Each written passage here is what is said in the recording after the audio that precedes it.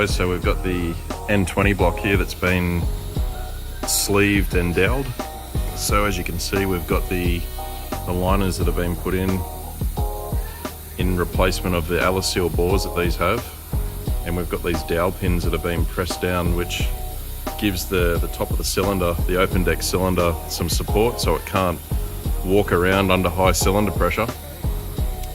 And at the moment this thing has a 10 stud or a 10 bolt head pattern, so you've got your 5 pairs along here, and what we're doing is we're replacing the head bolts for a stud.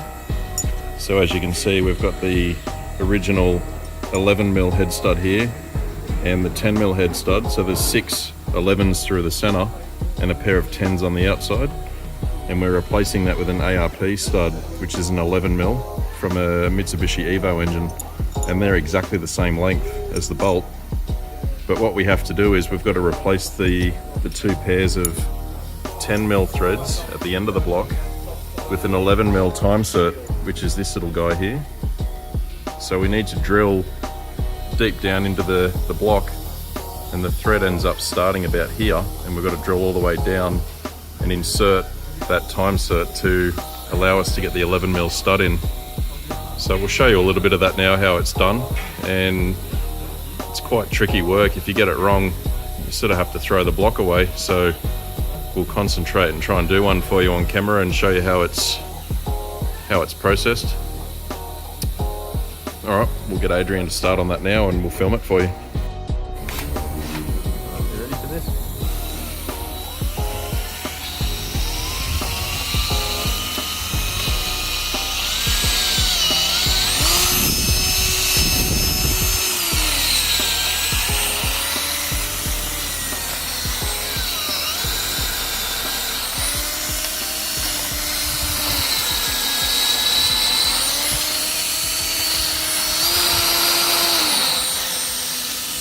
Blow it out, spin it out.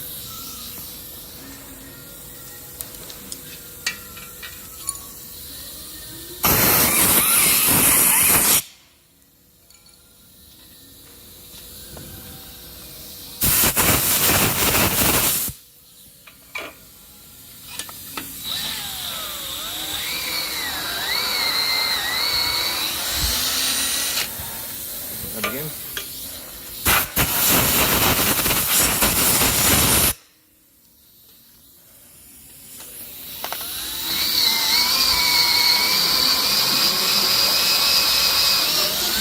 And we're done.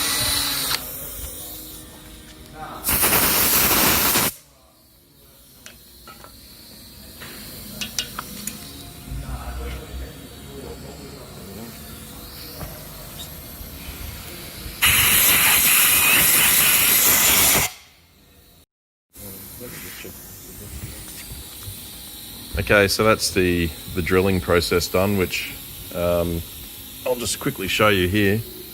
If it focuses, you can see there's a step on that bit, and that's where the shoulder of the helicoil will stop on. So you can't really see in there because of light, but there is a step about 30mm long.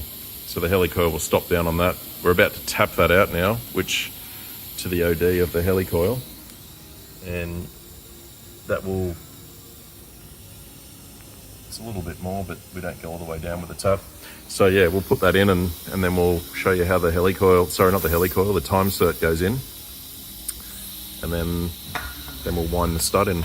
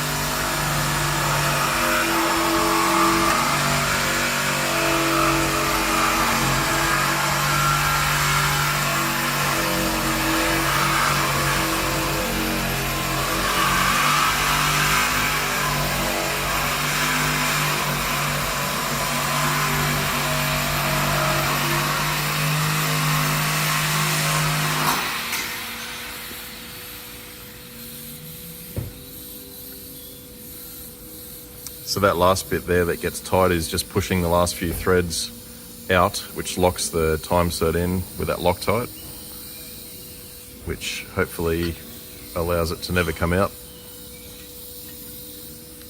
Feels good. Okay.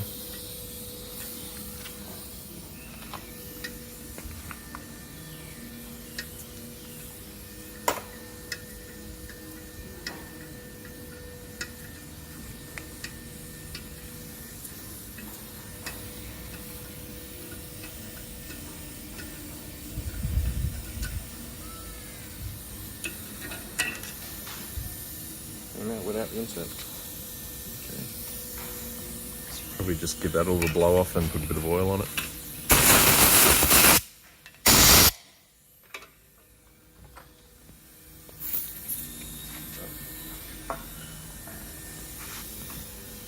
New insert. Or stud.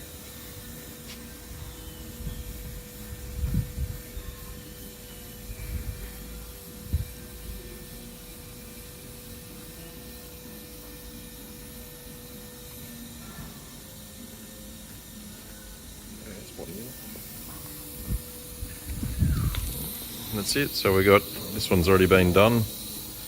That's our next 11mm. So we've just got to move up to this end now, and we can start cleaning the block down for the final time and put the bottom end together. So this is the main journals that have been closed up with the ARP studs. We had to shorten those down to a flush finish so that the oil pump clears across here. We'll run the standard bolts all through here as they were. But that's just an ARP M10 stud that's been shortened to suit. And now we'll put the pistons onto the rods and start getting those gapped up and clearanced, and we'll show you that when it's done.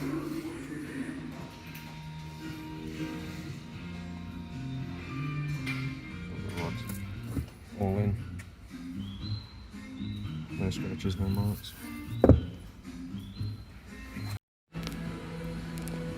There wasn't like a hard spot to it.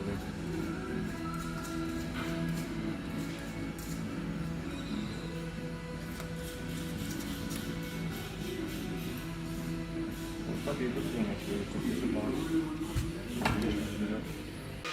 Okay, so we've got the studs all in here now, and we're just going to remove the girdle after putting some Plastigauge in here, and this will show us our clearances on the main bearings. We've gone over this a couple of times just to experiment with the correct torque settings and with ARP versus factory, and make sure that we get the best nominal setup.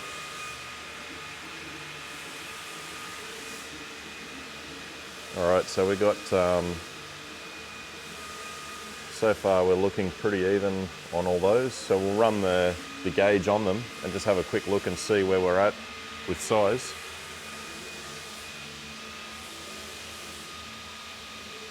So we're sitting between 1.5 and 2 thou. So we're probably about 1.75 thou, which is, I would say, pretty well spot on for what we want out of this. A little bit of extra clearance is good. It just gives us a bit more opportunity for oil pressure on startup and being able to have a bit more tolerance on bearings that generally wear fairly prematurely on a BMW engine. So I guess we can put this back on and torque it up. While we're in here though, I'll just quickly point the camera down and you can see some notches that have been made there for the bigger rods that have gone in this thing. They're wider. So we've had to clearance the bottoms of the cylinders on one side. And they've gone about 20mm up the bore as well, so a fairly significant amount of clearancing needs to be done to fit these in. So I'll go ahead and put this back together and we'll flip it over and we'll show you what the top looks like with the pistons in and everything done. So there's enough space in the crank to roll it. Anyway, Oh yeah. so I lift it away and then blast it between it.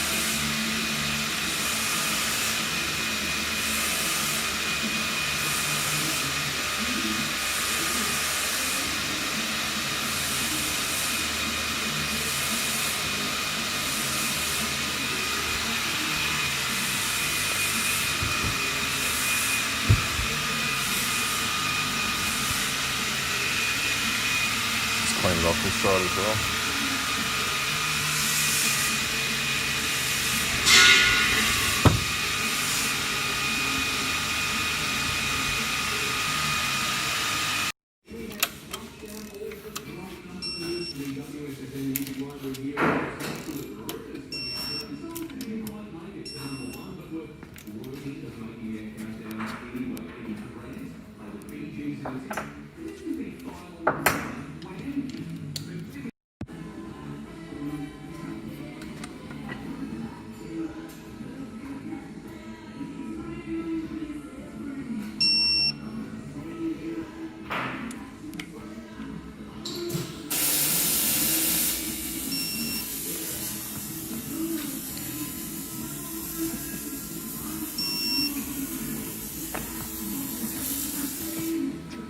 Alright, so that's all torqued up now, and I think we went to about 65, 66 foot-pound, which is about 80 odd Newton meters. 90 Newton meters, and we've torqued up all the small ones around the side there. They're all 22 foot-pound, Newton meters. Yeah, so Rod bolts were 45 foot-pound. 45 foot-pound on the rod bolts, as per the ARP Here's the clearance specs. here. Yeah. 0017 and 0015. Alright, so we've got 1.5 thou clearance on all the rods, which are good. So, real happy with the way that's come together. Now we can go ahead and put the oil pump on and start closing up the bottom end. That's this guy here, so we'll give him a clean and a check. And we'll continue on with it.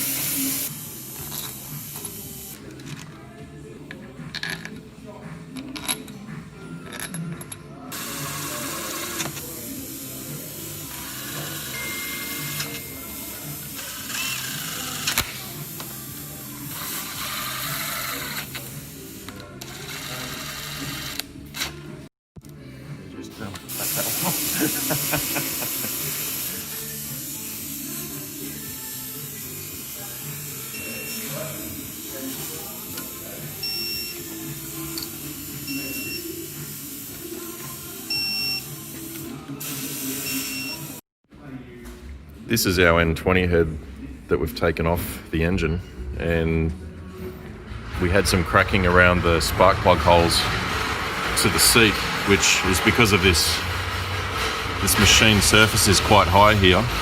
You can see there's a crack that runs just here from the peak of the plug tip through to underneath the seat, and this has happened on all the cylinders. You can see there's another crack there starting to form, and that's just because of the heat cycle and the thin material around here that seems to be a factory design problem. All the heads that we've seen have got this cracking. So what we've done is we've gotten a head that hasn't quite made it underneath the seat, and we're able to grind down or machine down all the peaks off here, and this will get rid of all the hot spots and the heat cycling and the cracking that will happen to all these heads normally. So hopefully that'll rectify this problem, but we'll have to put a spacer under the plug so that it doesn't poke through as far, or find a slightly shorter plug. As you can see here, it finishes on that peak, but on this one there'd be a couple of runs of thread showing, so we still need to look at that. But we're about to put this head on the engine today and get it all closed up, which is sitting just over here.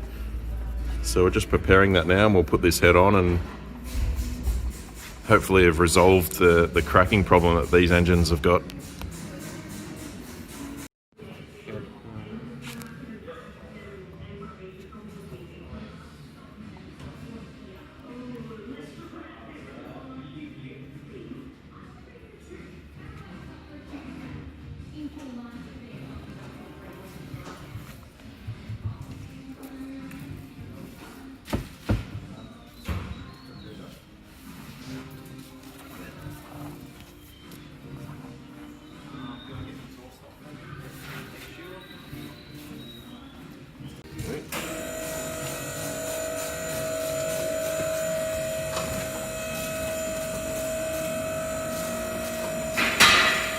towards me slightly.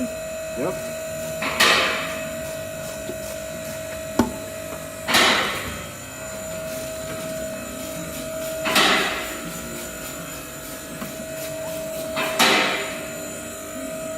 Gap on this side warm up a bit. Gap there, my gap is good as well. Thank you. No worries.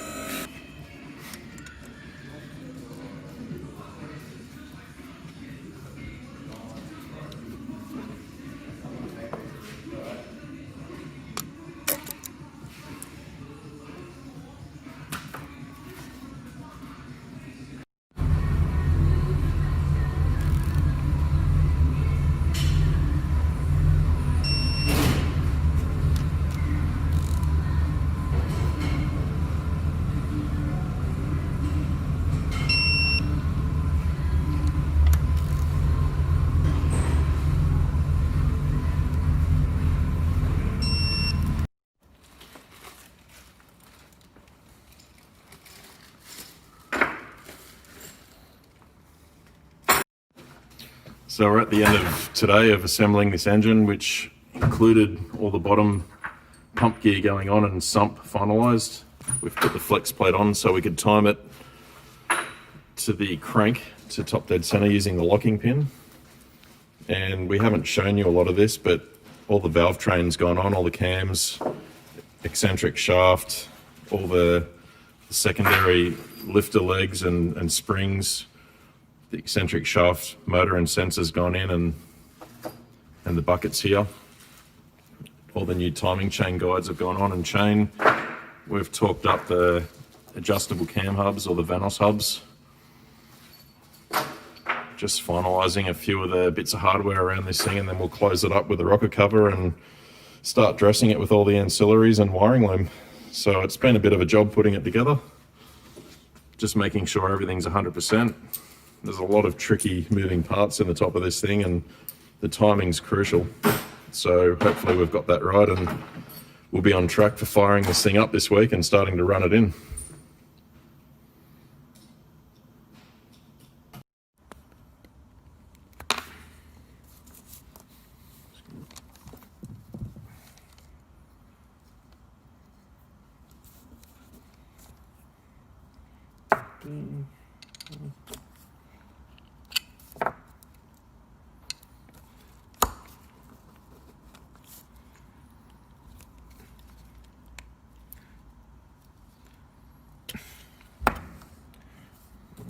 Just leave the last one on there for a while, is that what you do? Yep.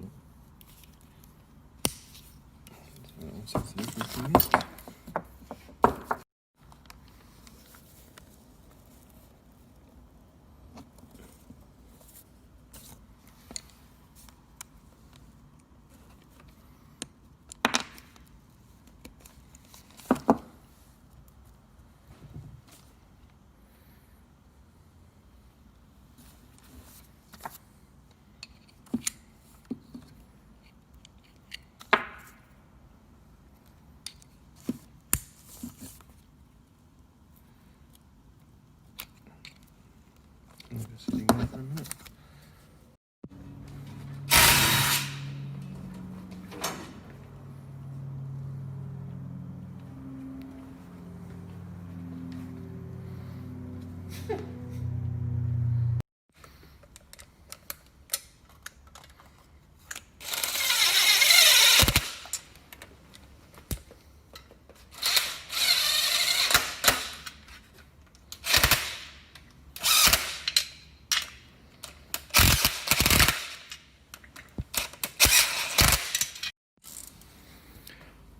Well, that about wraps it up for this venture. I think we'll make this into a video of the engine all going together with all the little mods along the way, and the last video will just show us putting all this into the car, back onto the subframe with the gearbox and all the wiring harness, and then we should be onto the dyno for a tune.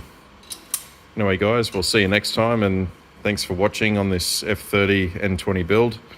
Hope you guys have gotten something out of it and can enjoy your engine and car the same way that we have. Cheers.